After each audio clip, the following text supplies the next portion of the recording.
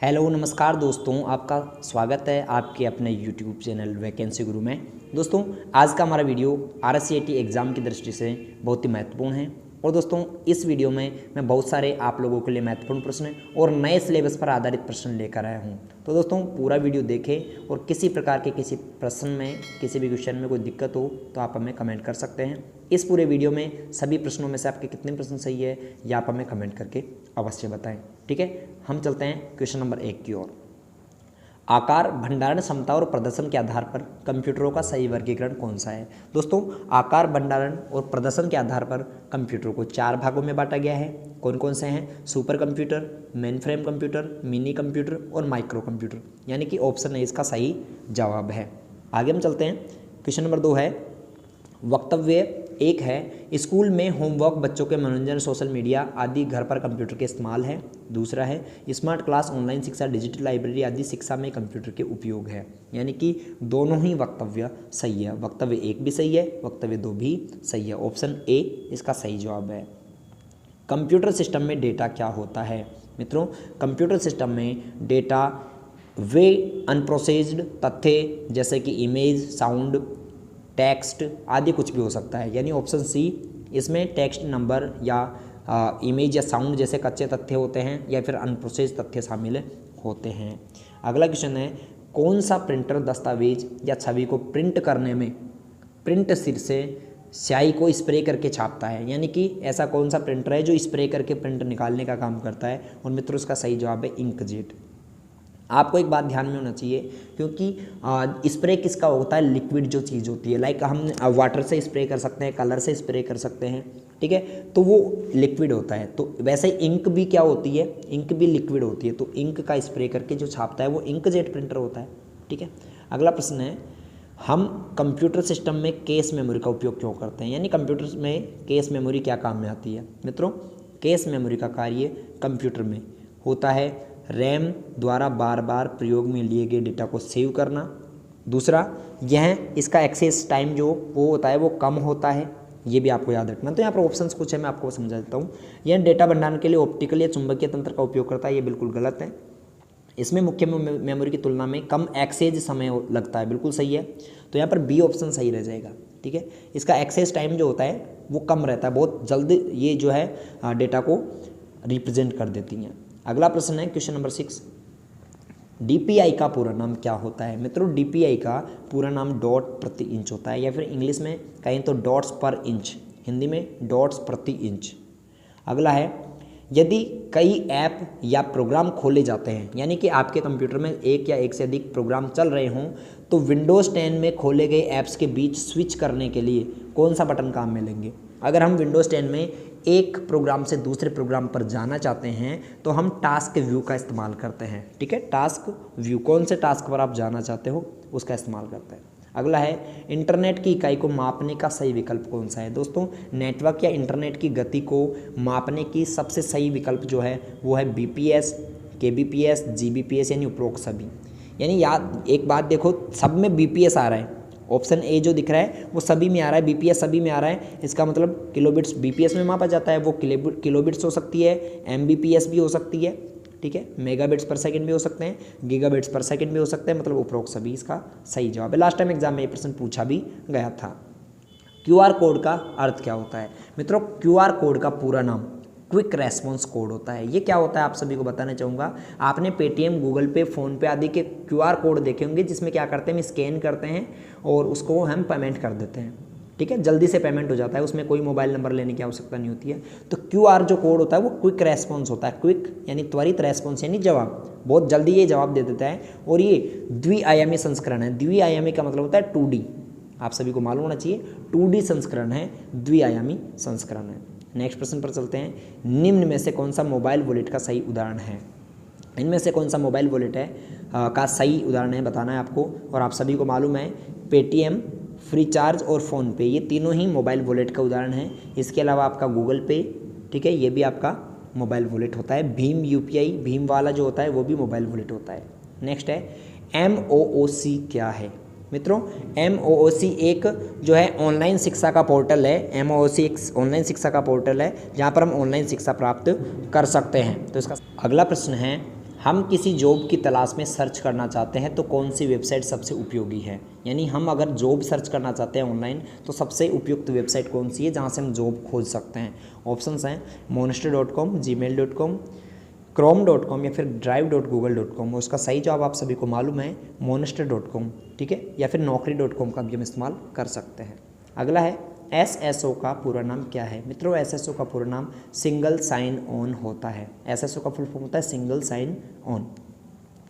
MS Word 2010 में ribbon में सही टैब कौन कौन से होते हैं। मित्रों MS वर्ड में रिबन में कौन कौन से टैब होते हैं। सबसे पहला होम टैब होता है, फिर इंसर्ट होता है, फिर पेज लेआउट होता है, फिर रेफरेंस होता है, उसके बाद mailing, review and view. 7 tab होते हैं, home, insert, page layout, reference, mailing, review, view.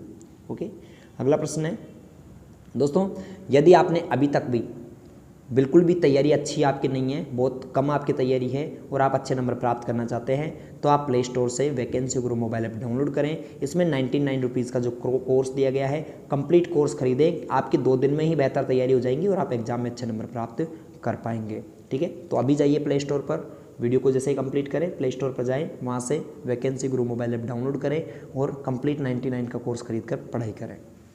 किसी प्रकार की समस्या आने पर हमारी टीम आपसे संपर्क कर लेंगी।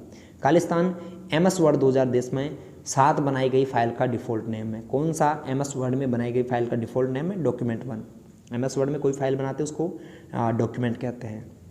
छात्र के शुल्क को ऑनलाइन जमा करने के लिए कौन सा जो है उपयुक्त विकल्प है।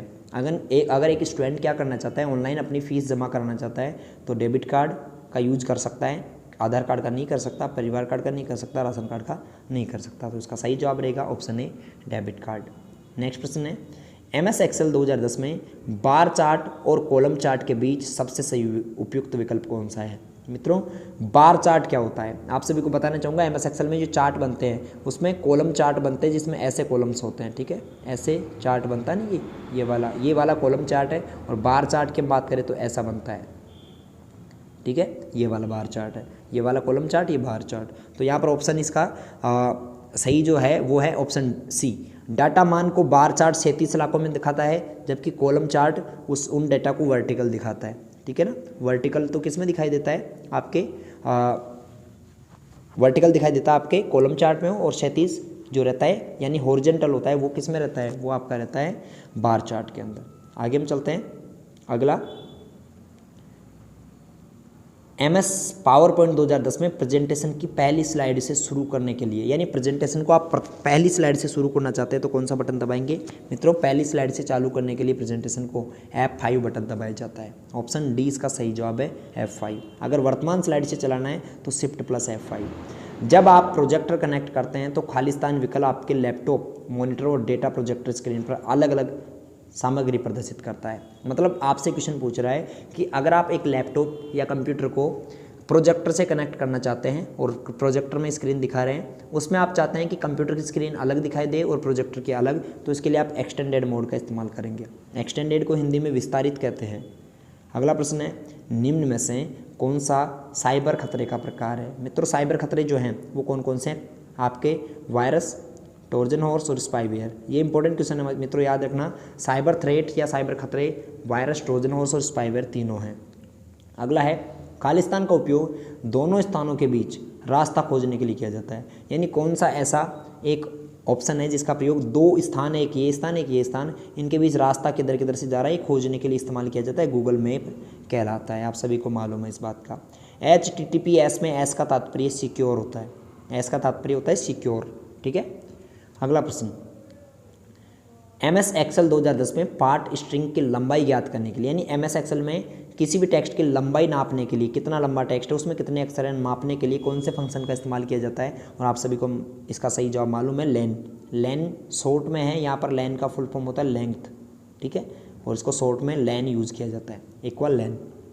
अगला प्रश्न है खालिस्तान फाइल एक्सटेंशन वाली फाइल को जीमेल का उपयोग करके नहीं भेजा जा सकता। आप सभी को बताना चाहूँगा कि अगर .exe एक्सटेंशन वाली फाइल है तो उसको आप सेंड नहीं कर सकते ईमेल के सहायता से। तो इसका सही जवाब रहेगा ऑप्शन डी। नेक्स्ट चलते हैं अगले प्रश्न पर। निम्न में से कौन सा सबसे मजबूत पासवर्ड है मित्रों? सबसे मजबूत पासवर्ड के मैंने कुछ आपको पहले वाले वीडियोज़ में भी बताया हुआ है कि एक जो मजबूत पासवर्ड है उसमें कम से कम एक नंबर होना चाहिए, कम से कम उसमें एक अक्षर होना चाहिए जो कि कैपिटल लेटर में हो, कम से कम एक स्मॉल लेटर होना चाहिए, कम से कम एक विशेष चिन्ह होना चाहिए जैसा कि @ और ये 4 चीज़ें उनमें होनी चाहिए, ठीक है। या फिर कम से कम उसमें 8 अक्षरों का, वो 8 से लेकर 13 अक्षरों का एक पासवर्ड होना चाहिए।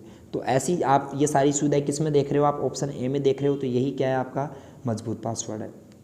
अगला है, खालिस्तान लोकप्रिय रूप से ईमेल प्रयोजन के लिए प्रयोग में लिया जाता है। किसका प्रयोग ईमेल के लिए यूज़ करते हैं? MS outlook. MS आउटलुक जो है ईमेल के लिए इस्तेमाल में लिया जाने वाला सॉफ्टवेयर है।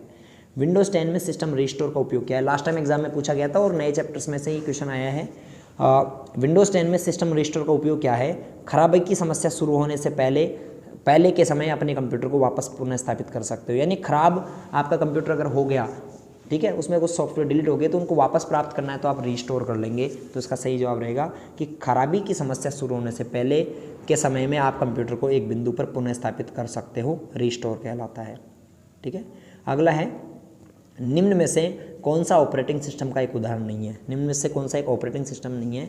इसमें एंड्रॉयड ऑपरेटिंग सिस्टम होता है, विंडोज़ भी होता है, लाइनेक्स भी होता है। जीपीएस एक ऑपरेटिंग सिस्टम नहीं है, क्योंकि जीपीएस जो है ग्लोबल पोजिशनिंग सिस्टम एक डिवाइस होता है, चिप होती है जो आपके कंप्यूटर में लगती हैं, ठीक है, या फिर आपकी गाड़ी में, आपके मोबाइल फ़ोन में रहती हैं, जो मैप पर आपके लोकेशन को प्रदर्शित करता है। अगला प्रश्न है, खालिस्तान पोर्टल का प्रयोग रेलवे सेवाओं के लिए किया जाता है। मित्रों, रेलवे की वेबसाइट का नाम है irctc.co.in, ठीक है, irctc.co.in ये रेलवे की वेबसाइट है। अगला है, खालिस्तान MS वर्ड 2010 में प्रत्येक पृष्ठ संख्या शब्द गणना दस्तावेजों की भाषा दिखाता है।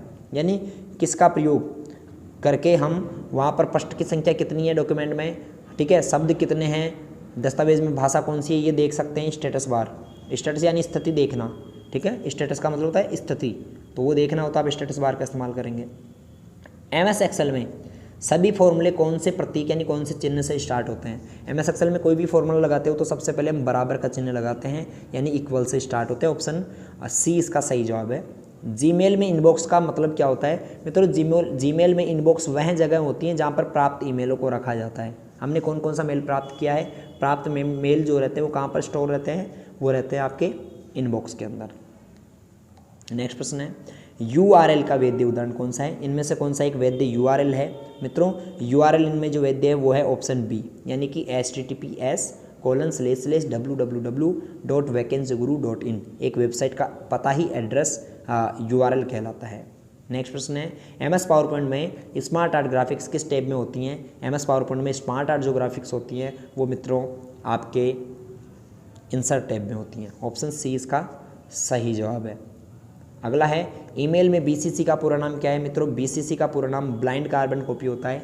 इसी प्रकार के और भी इंपॉर्टेंट क्वेश्चंस आपको पढ़ने हैं तो आप वैकेंसी गुरु वेबसाइट से पढ़ सकते हैं या फिर मोबाइल ऐप डाउनलोड कर सकते हैं। वीडियो देखने के लिए धन्यवाद। अपने दोस्तों के साथ शेयर कीजिए, वीडियो को लाइक कीजिए और कमेंट करके हमें ये ज़रूर बताएं कि आपके कितने प्रश्न सही हो रहे हैं।